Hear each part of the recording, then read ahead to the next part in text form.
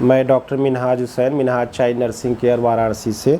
आज हम बात करेंगे डिजिटल मीडिया का बच्चों के हेल्थ पे क्या दुष्प्रभाव पड़ता है और डिजिटल मीडिया से बच्चों को कैसे बचाया जा सकता है। तो डिजिटल मीडिया के बारे में पहले हम जानते हैं। डिजिटल मीडिया में मोबाइल, लैपटॉप, टीवी हुआ, कंप्यूटर हुआ, ये सब सारी चीज़ें आती हैं।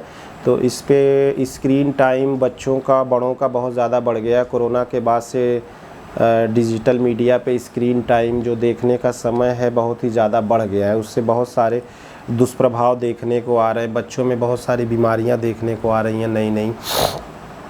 तो डिजिटल मीडिया मोबाइल हुआ, वो कैसे, इसके बारे में जानते पहले कैसे वो फंक्शन करता है। तो डिजिटल मीडिया क्या होता है, जैसे मोबाइल है, सेल फ़ोन है, उसमें एक छोटा सा एंटीना होता है। तो जब हम कोई चीज़ बोलते हैं साउंड वेव होता है, निकलता है। तो साउंड वेव जाके जो है इलेक्ट्रिकल वेव में कन्वर्ट हो जाता है एंटीना में जाके, और वो इलेक्ट्रिकल वेव जो है टावर पे जाएगा, फिर दूसरे टावर पे जिनसे हम बात करते हैं वहाँ पे बात पहुँचेगा, फिर वहाँ पे वो साउंड वेव में कन्वर्ट होके एंटीना से उनको सुनाई देता है। तो एक जो है जो ये साउंड वेव और जो उससे मोबाइल से, तो इससे एक नॉन आयनाइज्ड रेडिएशन निकलता है। रेडिएशन दो तरह का होता है, आयनाइज्ड होता है, नॉन आयनाइज्ड। तो आयनाइज्ड रेडिएशन जैसे हम लोग जानते हैं कि एक्सरे हुआ, सीटी स्कैन हुआ, उसमें बहुत दुष्प्रभाव पड़ता है हेल्थ पे, उससे बहुत ज़्यादा कराने से। मोबाइल, लैपटॉप में नॉन आयनाइज्ड रेडिएशन निकलता है, लो फ्रिक्वेंसी का, वेवलेंथ का रेडिएशन होता है। तो वो उतना हार्मफुल नहीं होता है जितना आयनाइज्ड होता है। लेकिन जो उसमें से नॉन आयनाइज्ड रेडिएशन निकलता है तो वो इलेक्ट्रोमैग्नेटिक रेडिएशन होता है। तो वो क्या होता है कि जो निकलता है वो एक फील्ड बनाता है। उस फील्ड में अगर मोबाइल, लैपटॉप रखा हुआ है तो वो इलेक्ट्रोमैग्नेटिक एक फील्ड होता है। तो उसके फील्ड में बच्चों को, बड़ों को रहने से वो क्या होता है कि वो एब्जॉर्ब होता है। तो बॉडी में भी एब्जॉर्ब होता है वो रेडिएशन, नॉन आयनाइज्ड रेडिएशन। तो उसमें बहुत सारी रिसर्च हुई। उसमें रिसर्च में देखा गया कि बच्चों का जो एब्जॉर्ब करने का कैपेसिटी है, जो बच्चे जो है 2 से 3 टाइम्स ज़्यादा एब्जॉर्ब करते हैं रेडिएशन बड़ों के अपेक्षा। इसलिए बच्चों को जो है ज़्यादा हार्मफुल होता है ये रेडिएशन, नॉन आयनाइज्ड रेडिएशन, और बड़ों के कंपैरेटिवली बच्चों में ज़्यादा हार्मफुल इफ़ेक्ट होता है। क्योंकि बच्चे जो है, बच्चों का सर एक तो छोटा होता है और दूसरा जो है उनका क्योंकि डेवलपिंग पीरियड होता है, डेवलप करता रहता है बॉडी, तो उसमें जो है 2 to 3 टाइम्स ज़्यादा एब्जॉर्ब होता है रेडिएशन बड़ों से। तो बच्चों में ज़्यादा हार्मफुल इफ़ेक्ट ज़्यादा देखा गया है। तो डिजिटल मीडिया का क्या क्या प्रॉब्लम होती है। अभी एक रिसेंट स्टडी हुआ है एम्स दिल्ली में कि डॉक्टर मंजरी त्रिपाठी और डॉक्टर अजय पोद्दार ने, उन्होंने स्टडी किया कि हमारे स्लीप पे क्या इफ़ेक्ट पड़ रहा है। तो डिजिटल मीडिया का एक जो है स्लीप पे बहुत ही जो है ज़्यादा प्रभाव पड़ रहा है। तो स्लीप क्या होता है बॉडी के लिए, बच्चों के लिए, बच्चों का ब्रेन जो है ज़्यादातर नाइट में ही डेवलप होता है। तो नींद जो है प्रॉपर रहना चाहिए, साउंड रहना चाहिए, उससे बॉडी में एनर्जी रहता है और मेंटल डेवलपमेंट भी अच्छा रहता है, मेंटल हेल्दी रहता है, मेंटली हेल्दी रहते हैं बच्चे। तो स्लीप में 4 फेजेज़ होते हैं, अल्फ़ा, बीटा, थीटा, डेल्टा।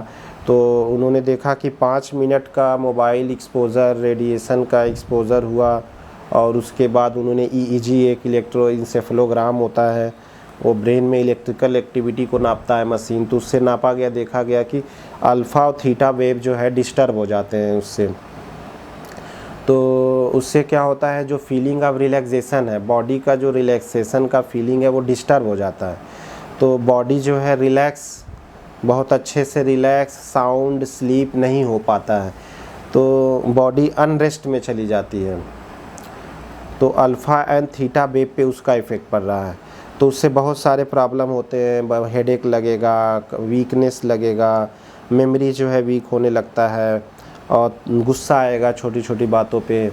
तो जो है बॉडी में अनरेस्ट, फीलिंग ऑफ डिस्कम्फर्ट को बढ़ाता है ये रेडिएशन।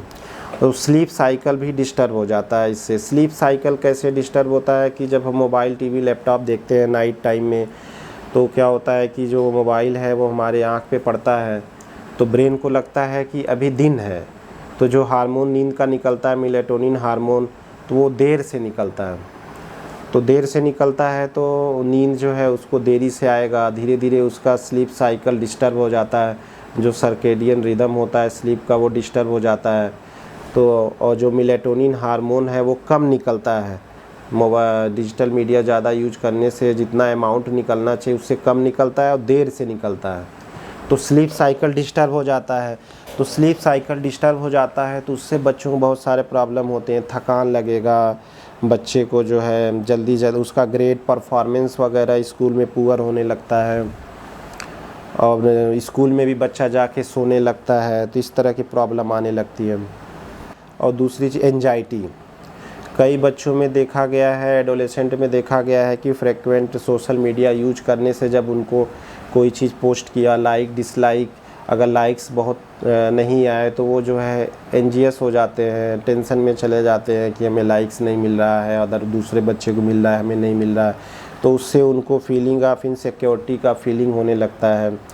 तीसरा जो प्रॉब्लम होता है वो डिप्रेशन, कई बच्चों को देखा गया, एडोलेसेंट को देखा गया जो बहुत ज़्यादा डिजिटल मीडिया यूज करते हैं तो वो अपने आप को उससे कंपेयर करने लगते हैं। तो मोबाइल, टीवी, लैपटॉप, उसमें जो चीज़ें कंटेंट बनाई जाती है वो 500, 1000, 200 टाइम्स जो है वो करके जो बेस्ट होता है वो डाला जाता है, तो बेस्ट एक जो कंटेंट होती है वो डाले जाते हैं, तो वो अपने आप को कंपेयर करने लगता है, ये बहुत अच्छा है, उसके पास ये सामान है, गाड़ी है, हमारे पास नहीं है, तो वो अपने आप लो मूड में चला जाता है और डिप्रेशन वाली उसको फीलिंग आने लगती है, इनसिक्योरिटी लगने लगता है, उसका जो सेल्फ कॉन्फिडेंस है वो लूज होने लगता है।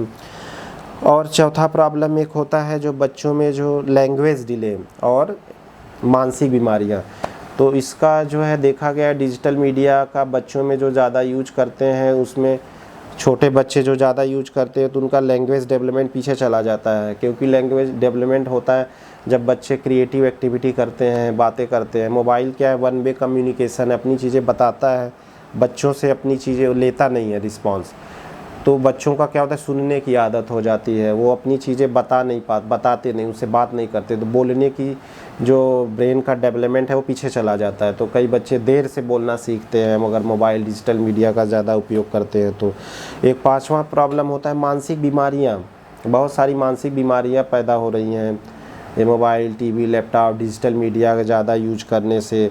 जैसे मोबाइल, टीवी में जो है बहुत सारे अग्रेसिव कंटेंट, वायलेंट कंटेंट ये सब रहते हैं, तो बच्चों में ADHD, बिहेवियरल प्रॉब्लम, टेम्पर टेंटोरम, इन सब का केसेस काफ़ी बढ़ गया है ये डिजिटल मीडिया के ज़्यादा यूज करने से। और एक प्रॉब्लम देखा गया, बहुत ही ज़्यादा देखा गया है कि बच्चों का जो लर्निंग प्रॉब्लम है, लर्निंग वो जो है परफॉर्मेंस पुअर हो जा रहा है, क्योंकि जो वो है मोबाइल है, टीवी है, वो क्या है कि बच्चे देखते हैं तो उनका पूरा ध्यान उधर चला जाता है और तो अपने सब्जेक्ट पे फोकस नहीं कर पाते हैं, तो वो उनका अटेंशन बहुत पुअर हो जाता है, तो वो क्या होता है उनका लर्निंग एबिलिटी भी पुअर हो जाता है, उनका स्कूल में परफॉर्मेंस भी डाउन हो जाता है। और एक तो और छठा एक प्रॉब्लम देखा गया बहुत ज़्यादा बच्चों में कि सेक्सुअलिटी के जो है उनका बिहेवियर जो है वो हो जाता है, बिगड़ जाता है। वो क्या होता है मोबाइल एंड टीवी, लैपटॉप में इतना ज़्यादा जो है इस एडल्ट्री के कंटेंट जो है बहुत फ्रेक्वेंट बार बार दिखाते हैं, तो देखते देखते बच्चों को, एडोलेसेंट को लगता है ये सब नॉर्मल एक्टिविटी है। अनमैरिटल सेक्स हुआ और एक्सपोजर हुआ, न्यूडिटी हुआ, इतना ज़्यादा फ्रिक्वेंट बार आता है तो उनको लगता है कि ये चीज़ें नॉर्मल है, तो वो उसको फॉलो करने लगते हैं। तो ये चीज़ें जो है बच्चों के जो है मेंटल पे, शारीरिक और मेंटल हेल्थ पे बहुत ही ज़्यादा दुष्प्रभाव पड़ रहा है। तो बच्चों को डिजिटल मीडिया का एक डिसिप्लिन नियम होना चाहिए कि कैसे वो इसको यूज करना चाहिए। तो अब हम बात करेंगे कि बच्चों को कैसे बचाया जा सकता है इससे, डिजिटल मीडिया के दुष्प्रभाव से। तो पहला जो है मोबाइल, टीवी, लैपटॉप कोशिश करें बेडरूम में ना हो, दूसरे रूम में हो, तो उससे क्या होगा कि कम यूज होगा। दूसरा, एक टाइम लिमिट बनाएं कि 1 से 2 घंटे से ज़्यादा पर डे डिजिटल मीडिया का यूज़ ना करें।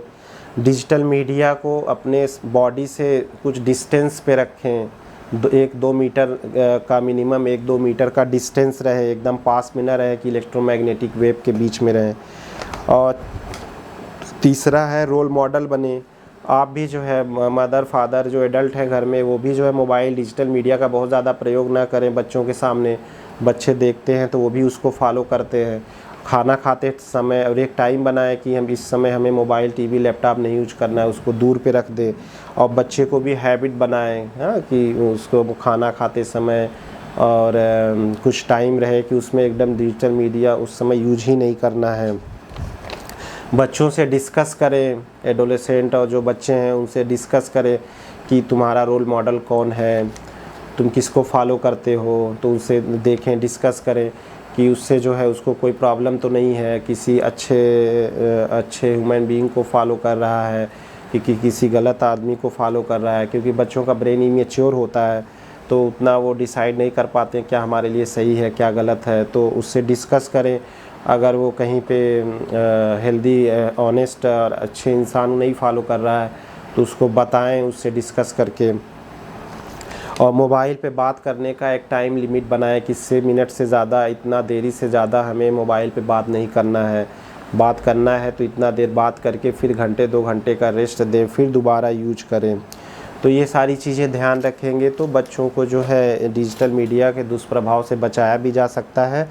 और यूज करें तो उसको सुपरवाइज यूज करें कि मदर फादर या टीचर वहाँ पे रहें, साथ में रहें, तब बच्चों को यूज करने दें डिजिटल मीडिया को। तो वो सुपरवाइज रहेगा तो उससे बच्चों को बेनिफिट भी होगा और जो हार्मफुल इफ़ेक्ट है उससे बचाया जा सकता है। धन्यवाद।